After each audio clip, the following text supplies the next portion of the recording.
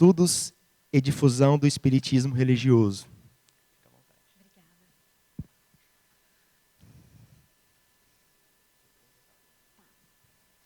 Boa noite a todos. É uma alegria imensa estar aqui hoje com vocês. Eu queria agradecer pelo convite. Eu estou muito feliz, de fato, para a gente hoje poder conversar mais um pouquinho e estudar sobre um tema que é tão presente na vida de todos nós. A gente vai falar hoje sobre o ambiente de trabalho profissional, prece e tolerância. Porque quando a gente fala de trabalho, independente da profissão de cada um, e até quem trabalha em casa, a gente tem alguns pontos que são comuns a todas as pessoas. Quem aqui nunca sentiu, no fim de um dia de trabalho, nossa, eu trabalhei tanto, mas eu saí bem, saí revigorada. Ou o contrário, nossa, hoje parece que eu fiz pouca coisa, mas eu estou arrasada, eu estou cansada, eu estou derrubada. Eu não sei o que está me acontecendo. E não só com a gente ouve os amigos comentarem isso, além de sentir na própria pele, né? E muitas vezes a gente não entende o porquê. A gente tem um outro fator complicador no trabalho, que é o seguinte. Com a nossa família, a gente tem aquelas pessoas mais chatinhas que a gente não se dá. Que aí a gente vira a cara, briga, fala umas verdades, que a gente acredita ser umas verdades, e fica por isso mesmo. Agora, se eu fizer isso no trabalho, se eu abrir o coração e falar tudo que eu penso que eu quero, aí a casa caiu, né? Porque daí a chance de eu ter que sair de lá e não a pessoa é muito grande, né? A chance de eu ser a pessoa errada é muito grande. Diante disso, a gente percebe que a gente está num lugar que, de repente, começa a colocar a gente para andar em linha reta. Espera aí. Então, de repente, o trabalho está fazendo com que eu me melhore até moralmente? A melhora interior, ela se dá com o tempo e com o sentimento. Porém, a gente começa reprogramando a nossa mente. E no trabalho, a gente tem isso de maneira muito forte, de maneira muito intensa. Lá eu não posso sair falando qualquer besteira para qualquer um. Que eu nunca acho que o que eu falo é besteira, né? Os outros, às vezes, é que acham. Lá eu tenho que respeitar a posição do outro. E, diante disso, a gente começa a ter alguns sentimentos que, às vezes, são meio nocivos. Por exemplo, quem não chega no sábado está feliz. No domingo, começa a dar uma sensação meio de vazio, uma sensação de desgosto. E aí, a gente começa a pensar, segunda-feira é pior que o cão chupando manga. E a gente começa, no domingo à noite, ter aquela sensação de depressão, de tristeza. Meu Deus, o que eu fiz para merecer esse trabalho que eu estou lá? Amanhã eu vou ter que estar do lado do fulano, vou ter que aguentar o que ele vai me falar, as cutucadas. E a gente começa a sofrer. E uma conclusão que a gente costuma chegar, geralmente, no domingo à noite, é: não estou preparado psicologicamente para a segunda-feira. E aí a gente começa a se questionar, mas por que eu sou obrigado a trabalhar? Por que a gente ouve falar que existe uma lei de trabalho? Uai, já que é para eu me melhorar, será que não seria o suficiente o tanto que eu estudo? Eu estudo bastante, eu pego os livros lá na livraria espírita, leio, e quando eu leio eu me sinto uma pessoa maravilhosa. Na verdade, eu acabo de ler o livro e eu me sinto super elevada. O problema é que, às vezes, quando eu chego no trabalho, a minha elevação vai por terra, e eu percebo que a coisa não é bem assim. E, diante disso, a gente começou a procurar e a reunir algumas coisas que estão na codificação do Kardec, falando sobre o trabalho. Já que ele é tão importante, tão obrigatório, por que ele é tão obrigatório na vida da gente? Por que eu preciso dele para viver? E essa dúvida que a gente traz, geralmente mais aguçada no domingo à noite, ela não é só nossa, não. Ela já vinha desde antes, e o Kardec perguntou para os espíritos: por que o trabalho se impõe ao homem? Por que todo mundo tem essa obrigação e essa necessidade de trabalhar? E os espíritos responderam: por ser uma consequência da sua natureza corpórea. Então, para aí, enquanto a gente está num corpo físico, a gente tem que trabalhar. É o primeiro ponto que ele esclarece, independente do tipo de trabalho. É uma necessidade da sua natureza corpórea. É expiação. E, ao mesmo tempo, meio de aperfeiçoamento da sua inteligência. E quando a gente fala aperfeiçoamento da inteligência, a gente não está aqui falando só da inteligência referente ao seu tipo de trabalho. Por exemplo, se eu trabalho dando aula de determinada matéria, eu vou dar mais aulas, eu vou ficar com a minha inteligência aguçada naquilo ou naquele outro trabalho. Não. Quando a gente fala de inteligência aqui, a gente tem que pensar também na nossa inteligência emocional, que é aquela inteligência que a gente desenvolve através do convívio com os outros, das pessoas que estão à nossa volta. Porque se a gente parar para pensar, a nossa evolução, ela é extremamente associada ao modo como eu convivo com quem está ao meu lado. E o trabalho me proporciona isso. O trabalho faz com que eu pense como eu devo agir com o próximo de maneira mais contundente. Porque no trabalho, eu sou obrigada a ser uma pessoa polida, mesmo que às vezes o meu coração queira o contrário. Lá a gente se policia de maneira mais intensa, né? Sem o trabalho, o homem permaneceria sempre na infância quanto à inteligência. Por isso é que o seu alimento, sua segurança e seu bem-estar dependem do seu trabalho e da sua atividade. A coisa é tão perfeita, o modo como Deus impõe as coisas para a gente, que é isso que ele fala, tudo na nossa vida é atrelado ao tipo de trabalho que a gente faz. Eu dependo do meu trabalho para comprar minha roupa, eu dependo do meu trabalho para comprar o que eu vou comer. E eu dependo também do trabalho para ter essa convivência mais abrangente, com afetos e desafetos. Porque se eu não precisasse trabalhar, se eu pudesse escolher, eu ia conviver só com quem eu gosto, com quem compartilha das minhas ideias. Por que eu vou ficar quebrando a cabeça com uma pessoa que pensa diferente? No trabalho a gente tem essa oportunidade e essa necessidade, que vai ajudar a gente a ter uma evolução aí um pouquinho mais rápida. Ao extremamente fraco do corpo, outorgou Deus a inteligência em compensação, mas é sempre um trabalho. Então, qualquer tipo de atividade que eu faço, visando ajudar o próximo de alguma maneira, independente se é um trabalho mais braçal, se é um trabalho mais intelectual, é um trabalho de grande valor, pelo que ele mostra para a gente aqui.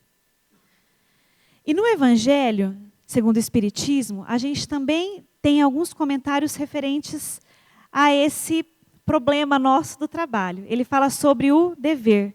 E dever é uma coisa que a gente não gosta, independente de onde venha. Geralmente, quando uma coisa é imposta como dever, a gente já começa a olhar meio torto. E ele fala que o dever do trabalho, na verdade, é uma obrigação moral que todos nós temos. Ele mostra a bravura da alma que afronta as angústias da luta. Lá, a gente vai ter que encarar isso de maneira mais aguçada. Lá, a gente vai ter que ter essa nossa bravura de superar essa nossa dificuldade de convivência, de relacionamento. E também ele dá à alma o vigor necessário ao seu desenvolvimento. O vigor necessário ao seu desenvolvimento. Ou seja, está extremamente atrelado à minha evolução. Ele fala, o dever começa precisamente do ponto em que ameaçais a felicidade ou a tranquilidade do vosso próximo. Termina no limite que não gostaríeis de ver ultrapassado em relação a vós mesmos. Então, a gente tem uma tendência muito grande a ver a maneira como a gente quer que o outro seja com a gente. E quando é o contrário, a gente dá uma relaxadinha um pouco, né? O outro não pode fazer isso comigo, mas eu, só uma vez, isso aí não tem problema. Não.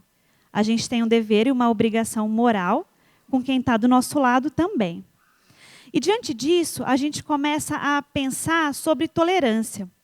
Porque existe a tolerância de fachada e existe aquela que é real. A tolerância de fachada é quando a gente fala, não, tudo bem, a gente sorri para a pessoa do lado, mas lá no fundo a gente está se remoendo. Eu vou fazer isso agora, eu vou ajudar essa pessoa, eu vou fingir que eu sou legal com ela, mas lá no fundo eu estou torcendo para que ela tropece, caia e quebre o nariz lá fora, porque eu não gosto dela. Eu estou torcendo, aquela assim, aqui eu vou ser bonzinho, mas lá fora eu espero que a vida traga de volta tudo de ruim que eu desejo para ela. E isso não vai prejudicar só a pessoa que eu estou mandando energia negativa para ela, mas isso vai voltar de maneira muito forte para mim e vai me trazer um desgaste importante, mas que a gente vai comentar um pouquinho mais lá para frente. Por isso é importante a gente começar a prestar atenção com relação a como a gente está tolerando o próximo, você entendeu? Como que eu faço para desenvolver uma tolerância real? Eu não preciso partilhar das mesmas ideias que os outros, eu posso ter as minhas e elas serem completamente diferentes de quem está do meu lado. Porém, eu posso tentar entender a situação que levou aquela pessoa àquilo. Eu posso desenvolver um pouco mais a minha paciência, tentando entender os motivos daquela pessoa. A verdade é que ninguém sabe o problema que cada um carrega no coração. Ninguém sabe a luta diária de cada um que faz a gente agir de maneira que nem sempre é muito boa. E diante disso, a gente começa a ter necessidade de desenvolver a paciência, que é uma coisa muito difícil, mas que está extremamente associada a essa tolerância. A paciência, eles colocam no Evangelho como forma de caridade.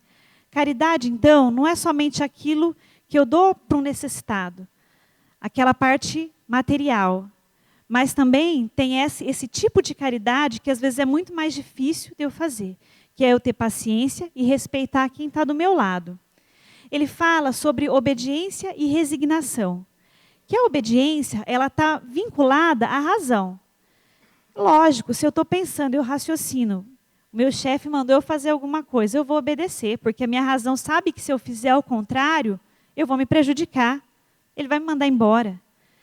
Porém, nós temos que tentar desenvolver mais a resignação, porque essa não atua só com a razão, mas sim com o coração. Essa envolve sentimento. Essa busca tentar entender a causa da pessoa que agiu de tal maneira comigo.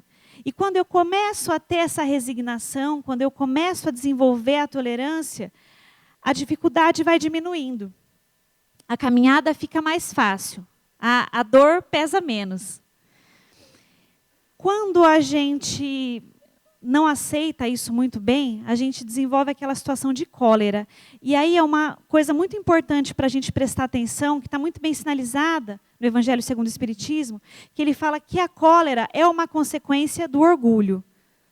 Espera aí, então quando eu passei raiva, eu achei que era mais por conta da pessoa ter me prejudicado e tal. Espera aí, por que você assumiu essa postura diante daquela pessoa? Por que aquela atitude te desagradou? E se a gente começar a olhar para dentro, a prestar atenção, a gente vai ver que muitas vezes isso está extremamente associado ao nosso orgulho ferido. Geralmente, o que mais irrita a gente no próximo é aquilo que toca o nosso orgulho, é aquilo que toca a nossa vaidade. E diante disso, a gente começa a perceber a dificuldade que é esse dia a dia. Mas a gente fala assim, peraí, mas isso aí está muito difícil. Como que eu vou mudar? A pessoa está me cutucando, está mexendo com o meu brio, com o meu orgulho. E lá no Evangelho, esse Espírito, aqui ele fala para a gente, aquele que quer se corrigir, sempre o pode. Sempre. De outra forma, a lei do progresso não existiria para o homem. Então, assim, quer dizer que eu posso melhorar, eu posso conquistar tudo isso? Posso. Quer dizer que então vai ser fácil? Não. Isso não é fácil. Isso, além de vontade, requer muita determinação, muita persistência, muita vigilância, né? E aí, a gente começa a pensar que, de repente, tem que ter algum outro artifício para a gente conseguir contornar essa situação. Meu Deus, eu quero ser melhor, eu tento me melhorar, eu faço reforma íntima, mas não passa aquela raiva, eu fico na minha, a pessoa vem e me cutuca. Como que eu faço toda vez? E diante disso entra uma ferramenta muito poderosa nas nossas mãos, que é a prece, que é a oração. Só que a gente tem que atentar para como a gente está fazendo essa nossa prece. Como que eu estou me voltando para o Criador para me ajudar a quebrar essas amarras, esses vínculos ruins que às vezes a gente tem no nosso ambiente de trabalho? A gente começa a pensar o que é uma prece verdadeira, para poder auxiliar a gente nesse desgaste energético que a gente tem. Porque muitas vezes eu recito aí algumas fórmulas que eu vejo, que me ensinaram, e não adianta nada. Tá bom, que às vezes meu pensamento voa. Eu estou falando a prece e eu estou pensando em outra coisa. Eu estou fazendo a prece de fato? Sim ou não? Não. A verdadeira prece, ela não requer fórmulas, ela não requer um horário específico, ela requer apenas que você volva o seu coração e a sua mente para Deus, para algo superior, para uma energia que vai te fortalecer. Tem até aquela história de um senhor bem humilde que todo dia passava na frente da igreja e ele nunca entrava, porque ele não sabia rezar. Ele só passava na frente da igreja e falava, bom dia, para aquela cruz que ele via ali. E aquilo era uma prece, às vezes, muito maior do que muitos que estavam lá dentro. Muitas vezes, com a cabeça lá fora. Então, a prece não depende de fórmulas, depende do coração.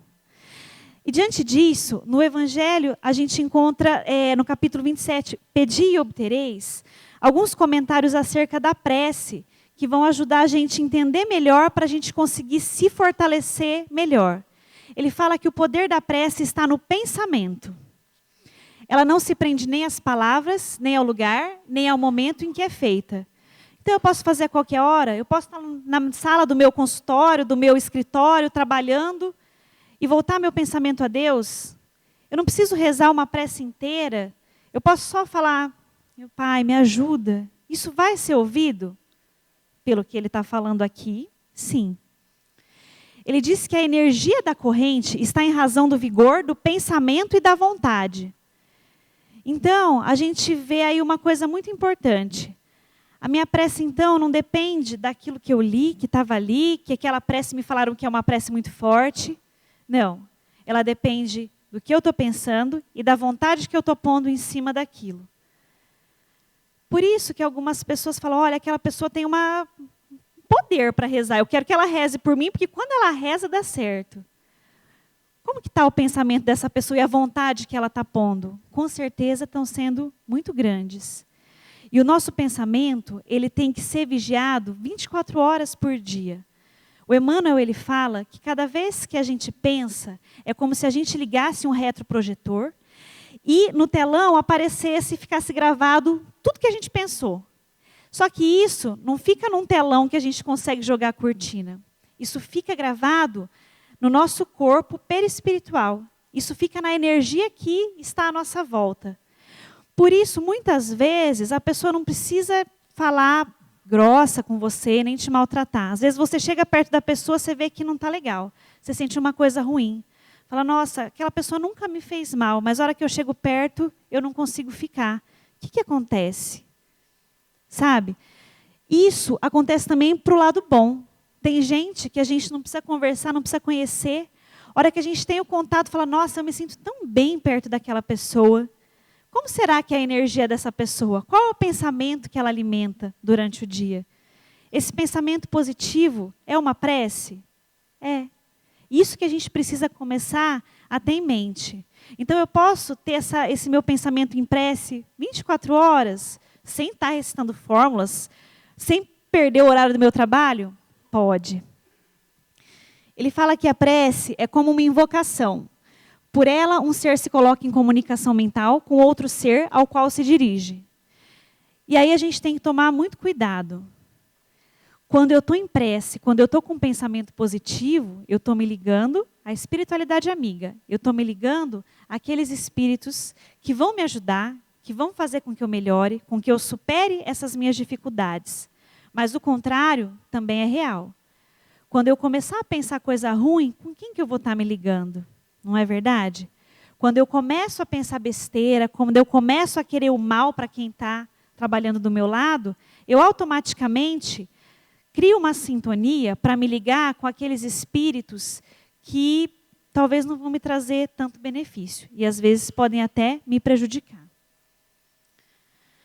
Tem um texto maravilhoso do Emmanuel, ele foi publicado no Reformador em 1968. Ele chama Autoauxílio. E ele vem falar exatamente disso que a gente está falando, sobre essa descarga energética, ou melhor energética que a gente obtém através das situações da nossa vida. E o texto é bem curtinho, eu pus aqui só uns pedacinhos, mas se vocês me permitem, eu vou ler ele na íntegra, porque ele é importante. Ele é curto, eu prometo. Ele fala assim, é o Emmanuel que fez esse texto.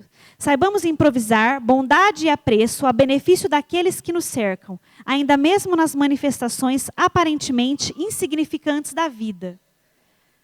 Ou seja, o que é essa bondade nas manifestações insignificantes?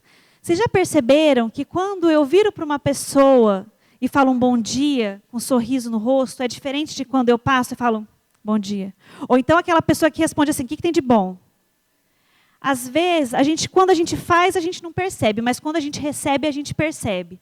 Às vezes você está chateada, triste, a pessoa vem, te cumprimenta com um sorriso, te dá um abraço, parece que aquilo já ajuda você a melhorar. E o contrário, às vezes, também acontece. Quando a gente não está muito legal, a pessoa vem e já fala um oi meio seco, a gente começa a ficar mais triste ainda, a gente começa a ter problemas piores. Ele fala o seguinte, uma saudação afetuosa, a frase articulada com brandura, a ligeira informação doada com alegria, de ser útil ou diminuta parcela de solidariedade, não constituem auxílio tão somente para aqueles que recebem, mas também para aqueles que as formulam. Espera aí, então eu tratando bem aquela pessoa que trabalha do meu lado, que eu não vou muito com a cara, vai ser bom para mim? Ele fala o seguinte, o impacto do agradecimento alheio se define por ondas confortativas e balsâmicas em nosso favor. Tanto quanto o azedume ou o desconforto que tenhamos provocado em alguém retornarão para nós em forma de espinhos magnéticos, dilacerando-nos os tecidos da alma ou dilapidando-nos as forças. Vocês percebem a importância desse trecho? Eu coloquei até aqui.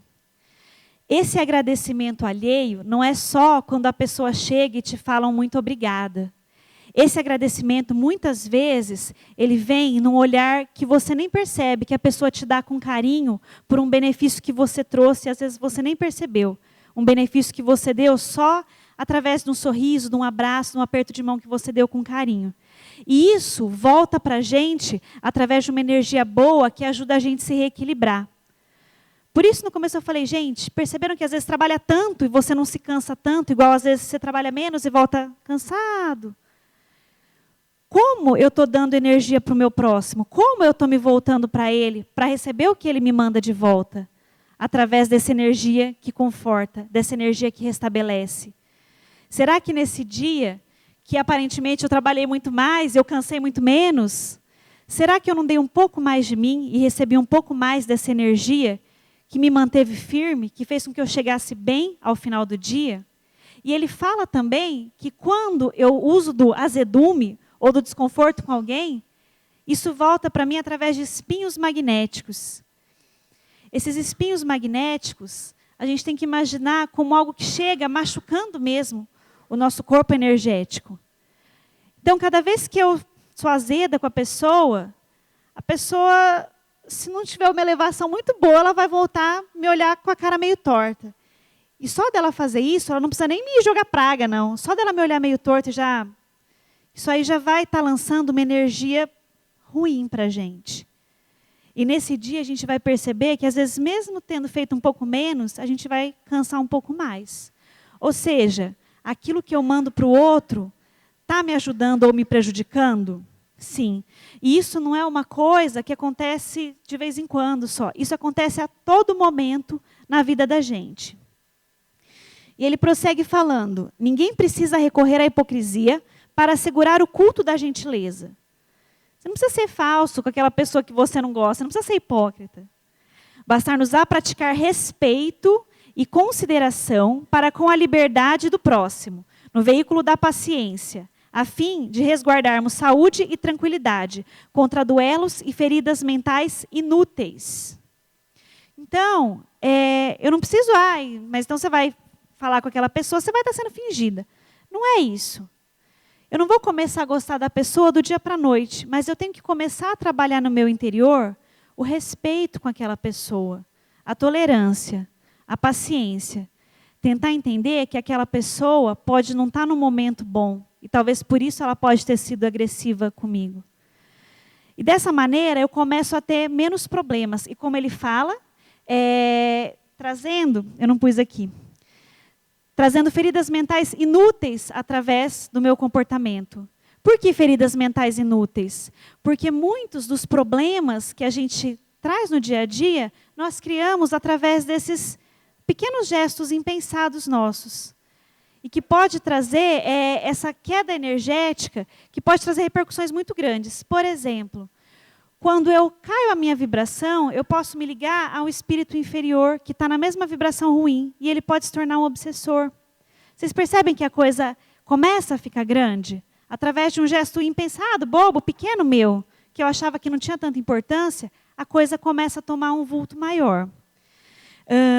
E aí ele encerra falando assim, para a gente auxiliar uns aos outros, ajudando na harmonia do próximo e na nossa também. Ninguém vive construtivamente sem contato com os semelhantes. Mas isso não é tudo. Precisamos igualmente de tato para servir e aprender, melhorar e conviver.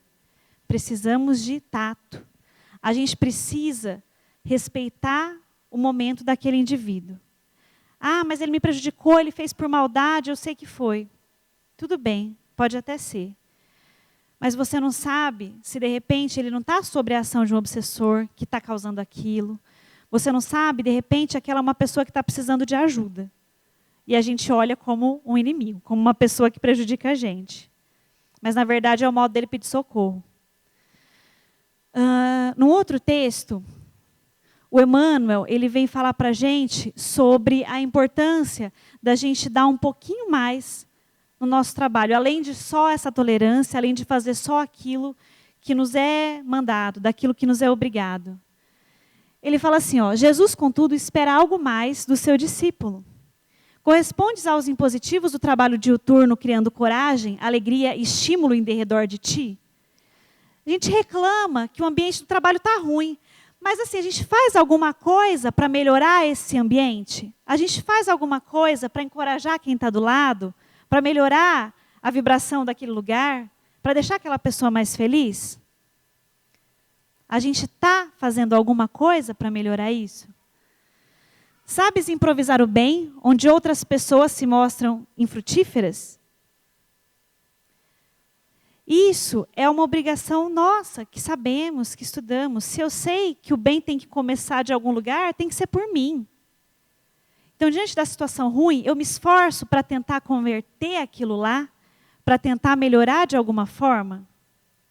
E isso é muito importante, porque quando a gente começa a estudar a religião, isso não é só espiritismo, isso é para qualquer religião.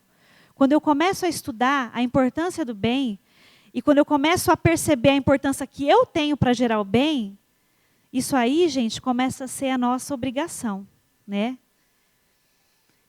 E aí ele encerra perguntando, que dás de ti mesmo no ministério da caridade? Você está sendo caridoso com aquela pessoa que está do teu lado, sofrendo, te perturbando, fazendo alguma coisa? Você está ajudando ela a se melhorar? Num livro que chama O Evangelho por Emmanuel, é um livro maravilhoso, que ele faz um estudo, na verdade são vários livros, que ele estuda cada evangelho da Bíblia. E no de Mateus, ele fala o seguinte, orai pelos que vos perseguem e caluniam. Acendei a luz dos pensamentos nobres no círculo das sombras dos que vos tentam confundir, certos de que a maldade é o inferno dos maus, e que cada espírito carrega na vida o abismo tenebroso ou a montanha de luz dentro de si mesmo. Então, assim, pensando mais egoisticamente, se a gente fala assim, mas ele faz tanto mal e vai sair impune, ninguém precisa que o outro venha fazer justiça com as próprias mãos. Aquilo que aquela pessoa faz vai doer dentro dela mais cedo ou mais tarde. Talvez só quando ela abrir os olhos, mas a pessoa carrega dentro de si o céu ou o inferno que ela produz. E isso é para a gente também. Quando eu começar a produzir uma situação de um inferninho na vida do outro, eu vou carregar isso dentro do meu coração. E isso vai estar atrelado a mim. Da mesma maneira, quando eu começar a tentar melhorar o ambiente que está à minha volta, eu estou melhorando o meu ambiente. E para encerrar, uma frase que eu acho que é muito importante, que a gente tem que lembrar todo dia, principalmente no trabalho, que é onde a gente sofre mais, se a gente esquecer tudo que foi falado aqui e guardar isso, é o suficiente para resumir tudo. O Emmanuel diz, iniciemos a perfeição de amanhã com a bondade de hoje. Pensando que todo mundo aqui vai evoluir, Todos nós um dia seremos seres angelicais. Mas a gente precisa começar a trabalhar para isso. E se a gente um dia quer chegar à perfeição, e quer queira, quer não, todos vamos chegar, essa é a lei do progresso, é a evolução de cada um, a gente tem que começar com a bondade de hoje. A gente tem que começar se preparando hoje, mudando os nossos defeitos, cada dia tentar melhorar um pouquinho mais. Ninguém vira anjo do dia para a noite, mas se eu começar a tentar praticar a bondade com quem está à minha volta, no meu dia a dia, isso aí com certeza vai fazer com que amanhã eu seja melhor que hoje. No final de um ano, eu seja muito melhor. E no final de uma encarnação, talvez eu tenha subido vários degraus rumo à perfeição que todos nós desejamos, né? Muito obrigada pela atenção de vocês. Uma ótima noite.